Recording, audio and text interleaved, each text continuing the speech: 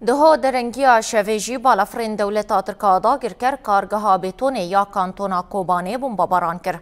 لچکانین و چونجه بویره و لور دیمنین هرینو گرتن. ده دیمنان دجی خویاد بگذراره که مزین گشتیا کارگهه ام دیمنان بینن سر اکرانه.